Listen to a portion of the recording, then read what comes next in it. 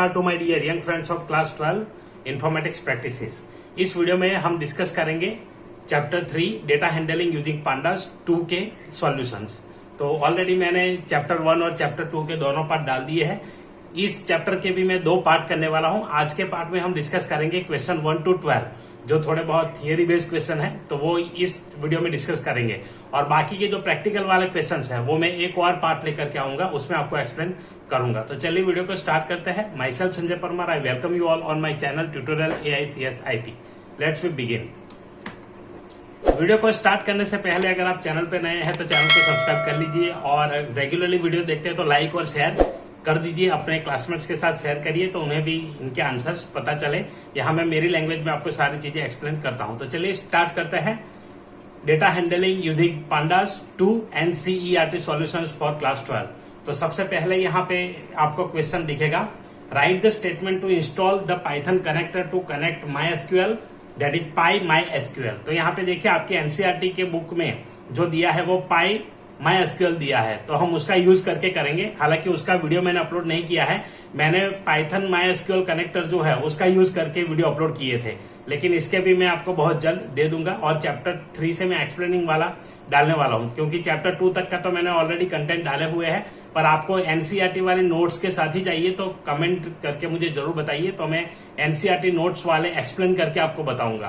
ताकि मैंने already topics तो कवर कर लिए हैं सारे, लेकिन कुछ स्टूडेंट्स यहाँ पे लाइव में पूछते हैं कि सर क्लास 12 का कैसे आप ये NCERT के साथ करके बताइए। तो मैं NCERT के साथ भी आपको नोट्स एक्सप्लेन करके वीडियो बना करके दे दूंगा। तो देखिए यहाँ पे सबसे पहले है आपको लिखना है कमांड। तो कुछ भी अगर आपको इंस्टॉल करना है पाइथन में तो इसके लिए कमांड है PIP। तो हम PIP का इस्तेमाल करते हैं, तो इसलिए यहाँ पे PIP, उसके बाद लिखना है इंस्टॉल, और उसके बाद आपके पैकेज का नाम जो भी आप इंस्टॉल करना चाहते हैं।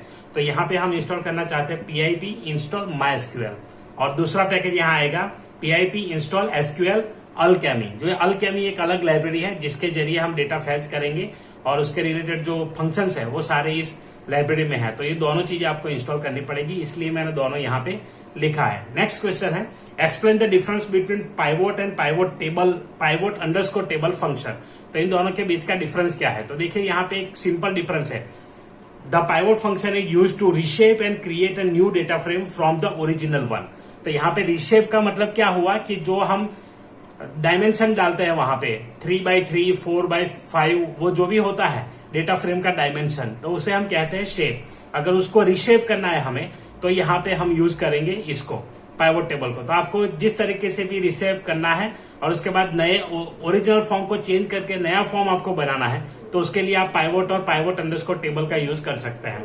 सिंटेक्स यहाँ पे दिया है DF अंडरस्कोर पाई। तो यहाँ पे आपको एक ऑब्जेक्ट डिक्लेयर कर देना पड़ेगा। उसके बाद यहाँ पे लिखा है DF dot pivot index equal to column index, columns equal to column, values equal to values to display. तो इस तरीके से आपको लिखना है। सबसे पहले इंडेक्स, तो आप किस कॉलम को इंडेक्स करना चाहते हैं वो सबसे पहले मेंशन करिए। उसके बाद कॉलम्स, कौन सी कॉलम आप वहां पे पाइवोट करना चाहते हैं, तो वो सारे कॉलम्स का लिस्ट भी आप प्रोवाइड कर सकते हैं लिस्ट फॉर्मेट में। मैं आपको प्रैक्टिकली भी एक्सप्लेन कर दूंगा जब नोट्स एक्सप्लेन करूंगा। उसके बाद वैल्यूज, तो आपको जो वैल्यू जिस तरीके से दिखानी है तो उसके लिए यहाँ पे पैरामीटर आएगा। The pivot underscore table function is used to aggregate the values from rows with duplicate entries for the specified columns. The functions like mean, max, mean, etc. can be used with pivot underscore table function. तो pivot table को अगर आपको display करना है किस value के साथ, aggregate value. Aggregate value किसे कहेंगे कि पूरे सेट ऑफ रो में से आपको कोई एक ही वैल्यू बताए। जैसे आपके पास नंबर ऑफ स्टूडेंट्स है 5, पर 5 स्टूडेंट का आपको मैक्सिमम चाहिए, तो मैक्सिमम 1 वैल्यू आएगी। तो वो अगर आपको चाहिए तो आप यहाँ पे डायरेक्ट इस फंक्शन का यूज कर सकते हैं, एग्रीगेट फंक्शन का। मैक्स, मीन, ये सारे एग्रीगेट फंक्शन है जो पूरे सेट में से हमें एक वैल्यू हमें देता है। नेक्स्ट यहाँ पे सिंटेक्स है DF अंडरस्कोर PT, एक ऑब्जेक्ट ले लीजिए। DF underscore PT equal to DF dot pivot underscore table index, column index, columns equal to column, values equal to values to display and AGG function. तो ये parameter यहाँ पे काफी important है, तो इस पैरामीटर का इस्तेमाल करेंगे हम एग्रीगेट फंक्शन करने के लिए। उसके बाद यहाँ पे फंक्शन के नाम लिख दीजिए, तो उस हिसाब से वैल्यू हमें डिस्प्ले कर देगा ये।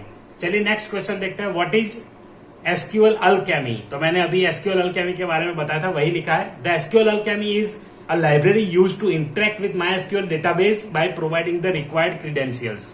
तो आपको जो यूजर नेम पासवर्ड डेटाबेस के रिलेटेड जो क्रीडेंशियल्स चाहिए वो प्रोवाइड करके आप यहाँ पे MySQL डेटाबेस के साथ पाइथन और MySQL के साथ इंटरेक्ट कर सकते हैं। कनेक्शन एस्टेब्लिश करने के लिए यूज होता है, इतना आपको याद रखना है। SQL जो ये है SQL Alchemy, तो ये जो है इसलिए यूज होता है, नाम थोड़ा सा अटपटा है तो ऐसा नाम आपको SQL Alchemy, जैसे अलकायदा जैसा लग रहा है यहाँ पे, तो SQL Alchemy तो आप यूज कर सकते हैं। It provides various functions like create underscore engine to enable connections to be establish. तो जहां पे कनेक्शन आपको क्रिएट करना है उसके लिए यूज आप कर पाएंगे। Next question, can you sort a data frame with respect to multiple columns. तो यहाँ पे इसका आंसर आएगा यस, आप यहाँ पे मल्टीपल कॉलम्स पे कर सकते हैं इसको सॉर्टिंग डेटा फ्रेम में। नेक्स्ट क्वेश्चन है, और मल्टीपल कॉलम्स को करने के बाद आपको लिखना है सॉर्ट अंडरस्कोर वैल्यू जो फंक्शन यूज करते हैं, उसके बाद वहां पे कॉलम का लिस्ट 1 by 1 कर दीजिए कि पहले इसका पहले इसका पहले इसका।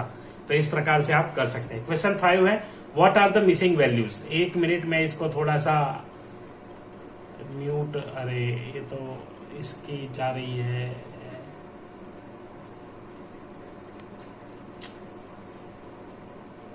ओके चालू वीडियो में यहाँ पे दिक्कत है, अब नहीं हो पाएगा, चलिए कोई बात नहीं। Question 5, what are missing values, what are the strategies to handle them. तो यहाँ पे मिसिंग वैल्यू क्या है, उसकी क्या स्ट्रेटेजीज आप फॉलो कर सकते हैं उसके बारे में लिखना है। तो देखिए मिसिंग वैल्यू का मतलब होता है कि हम जब कोई वैल्यू छोड़ देते हैं या तो कोई वैल्यू मिस हो जाती है डेटा फ्रेम में, वो वैल्यू ब्लैंक है। जैसे MySQL आप सीख के आए क्लास 11th में, तो वहां पे आपने देखा होगा कि जो वैल्यू हम नहीं डालते थे उसको नल बोलते थे। तो यहाँ पे ये मिसिंग वैल्यू कहा जाता है। तो जिसको एन रिप्रेजेंट करेगा, कैपिटल ए और कैपिटल एन, ए कैपिटल एन, तो इस प्रकार से आएगा, जिसे कहते हैं नॉट अ नंबर, तो उसे मिसिंग वैल्यू यहाँ पे कंसिडर किया जाता है। तो the data frame consist of rose and columns with certain values, if the associated value is not available for the column in data frame is considered as missing value। तो जो भी value नहीं है उसे हम मिसिंग वैल्यू कहते हैं। It is denoted by NaN। You can follow these strategies to handle missing value। तो मिसिंग वैल्यू हैंडल करने के लिए सबसे पहले आप क्या करेंगे, drop the object having a missing value using drop Na।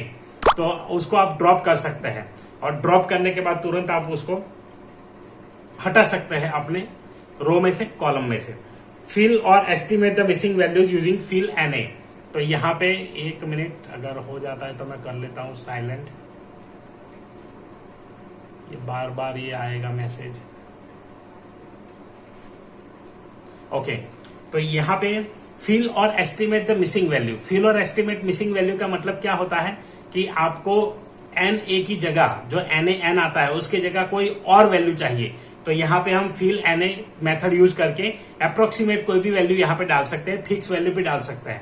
तो उसको फिल करने के लिए यूज करेंगे फिल Na मेथड। उसके बाद है you can check missing value using is null function. तो यहाँ पे इज नल यूज करेंगे तो डेटा फ्रेम में से जिस वैल्यू में मिसिंग वैल्यू होगा, जिस रो में जिस कॉलम में, तो वो रिकॉर्ड हमें डिस्प्ले कर देगा। तो ये कुछ स्ट्रेटेजी यहाँ पे आपको फॉलो करनी पड़ेगी। ये 3 फंक्शन हम यूज करेंगे, ड्रॉप Na, फिल Na और इज नल। चलिए नेक्स्ट देखते हैं, डिफाइन द फॉलोइंग टर्म्स। ये मैं आपको प्रैक्टिकली भी बताऊंगा, ये अभी एक्सप्लेन कर रहा हूं। Define the following terms. Median, तो मीडियन जैसे आप स्टैटिस्टिक्स में सीख के आए हैं, तो 9th-10th में जैसे स्टैटिस्टिक्स का पार्ट्स मैथ्स में आता था, वहां पे आप सीखे होंगे, वही है। Median refers to the middle value of a given data set. Data set में से जो मिडल की वैल्यू होती है उसे हम कहेंगे मीडियन, उसका जो भी निकाल करके हम वैल्यू निकालते हैं। तो ये स्टैटिस्टिक्स का फंक्शन है। उसके बाद standard deviation, it is measured as the spread of data distribution in the given data set. The built in function std is used for calculating the standard deviation for a given data set और variance it is the average of squared deviations from the mean। तो जब मैं practically explain करूंगा वहां पे आपको ये थोड़ा बारीकी से समझाऊंगा कि ये इसको कैसे निकालते हैं और क्या क्या यूज होता है।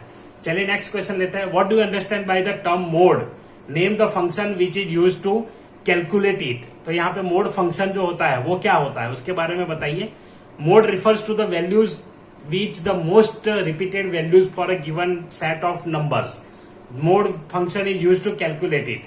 तो यहाँ पे mode function है उसको कैलकुलेट करते हैं और क्या होता है कि मोस्ट रिपीटेड वैल्यूज क्या है आपके डेटा सेट में उसको रिप्रेजेंट करेगा ये मोड, तो इसके लिए यूज करता है।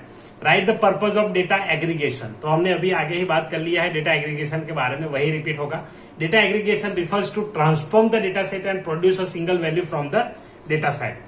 It can be applied to multiple rows and columns together. तो कंबाइन आप अप्लाई कर सकते हैं मल्टीपल कॉलम्स में। For example average, maximum, minimum, तो स्टेटिस्टिक्स सारे फंक्शन है जिसपे एक ही वैल्यू डिस्प्ले होती है, तो उसे हम एग्रीगेट फंक्शन कहेंगे। नेक्स्ट क्वेश्चन है explain the concept of group by with the help of an example. तो ग्रुप बाय क्यों यूज करते हैं? तो आपके पास जो डेटा है उसको ग्रुपिंग करने के लिए। जैसे आपके पास एक सिटी का डेटा है, अब आपको देखना है फ्रीक्वेंसी, कितने नंबर ऑफ एम्प्लॉय एक सिटी से आते हैं, तो आप वहां पे ग्रुप बाय यूज कर पाएंगे। तो इसे कहते हैं group by. The group by function can be use to split data into groups based on some criteria. तो जो भी क्राइटेरिया हम देंगे वहां पे, जैसे सिटी का कॉलम है, फिर क्लास का कॉलम है, तो क्लास के कॉलम में आपको 11 के कितने बच्चे, 12 के कितने हैं, उनके टोटल मार्क्स देखने हैं। तो ये एग्रीगेट फंक्शन हम यहाँ पे यूज करके इसका ग्रुप में डिवाइड कर सकते हैं। Apply the group function work based on split, apply, combine strategy. तो यहाँ पे 3 स्ट्रेटेजी है मेन। पहले कहते हैं कि स्प्लिट, सेकंड अप्लाई और थर्ड कंबाइन। ये मतलब क्या हुआ? स्प्लिट, तो सबसे पहले हम उसको डिवाइड करेंगे, स्प्लिट करेंगे अलग अलग ग्रुप में, क्लास 11, क्लास 10, क्लास 9 ऐसे। और सेकंड है अप्लाई। अप्लाई क्या है कि आपको जो फंक्शन चाहिए उसको हम अप्लाई करेंगे, कि आपको सम चाहिए, मैक्स चाहिए, काउंट चाहिए, एवरेज चाहिए, तो वो सारे फंक्शन हम डालेंगे, उसे कहेंगे अप्लाई। और लास्ट है combine. Combine refers to mixing the result from new data frame. तो हम क्या करेंगे, डेटा फ्रेम में इसको नए डेटा फ्रेम में रिजल्ट को मिक्स कर देंगे। तो ये स्ट्रेटेजी यहाँ पे है, स्प्लिट, अप्लाई एंड कंबाइन। तो इस तरीके से हम काम करते हैं यहाँ पे। Next question, write the steps required to read data from MySQL database to a data frame. तो यहाँ पे डेटाबेस से डेटा फ्रेम में रीड करने के लिए स्टेप्स क्या होंगे? तो सबसे पहले आपको एस्टेब्लिश करना होगा कनेक्शन। कनेक्शन एस्टेब्लिश करने के बाद आपको चेक करने होंगे ड्राइवर्स चेक करने के बाद आप चेक करेंगे कनेक्शन एस्टेब्लिश हो चुका है, उसके बाद सीधा फैच करेंगे। तो ये कॉमन स्टेप्स यहाँ पे है। तो सबसे पहले कनेक्शन एस्टेब्लिश करिए, उसके बाद कमांड लिखिए, कमांड चलाने के बाद उसको एग्जीक्यूट करना है, और एग्जीक्यूट जैसे करेंगे वो फैच हो जाएगा। तो ये मेन 4 स्टेप्स यहाँ पे होते हैं पांडास डेटाबेस कनेक्टिविटी में। कोई भी कनेक्टिविटी में ऐसे ये 4 ही स्टेप्स आते हैं मेन। पहले हम कनेक्शन एस्टेब्लिश करेंगे, उसके बाद कमांड लिखेंगे, कमांड लिखने के बाद उसको एग्जीक्यूट करेंगे, और लास्ट में जो भी फैच करना है उसको फैच करेंगे, या तो रिजल्ट डेटा सेट में स्टोर करेंगे।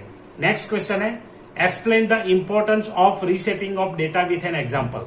तो यहाँ पे मैंने ऊपर वाले जो आंसर में एक फंक्शन लिखा है क्रिएट इंजन, उसके बाद डेटा फैच करने के लिए read_SQL_query, read_SQL_table, read_SQL। तो ये 3 फंक्शन है, उसमें से कोई भी आप यूज कर सकते हैं। प्रैक्टिकली भी मैं आपको एक्सप्लेन कर दूंगा, तो उसमें बहुत ज्यादा दिक्कत नहीं है। तो आप प्रैक्टिकल वीडियो जब डालूंगा तब देख लीजिएगा, उसमें पूरा एक्सप्लेन करने वाला हूँ। Explain the importance of reshaping of data with an example. Reshaping of data helps to prepare data to make them suitable for data analysis. तो रीशेप करने का मतलब यही है कि हम रीशेप करेंगे तो उसके जो रो कॉलम है वो कुछ नए शेप में आ जाएंगे, तो हमें डेटा एनालिसिस करने में आसानी रहेगी। तो इसीलिए ये हम यूज करते हैं। Why estimation is an important concept in data analysis. तो एस्टिमेशन इंपॉर्टेंट क्यों है? Estimation is an important concept in data analysis to handle the missing values. The estimation refers to approximation to nearby value or average value or zero.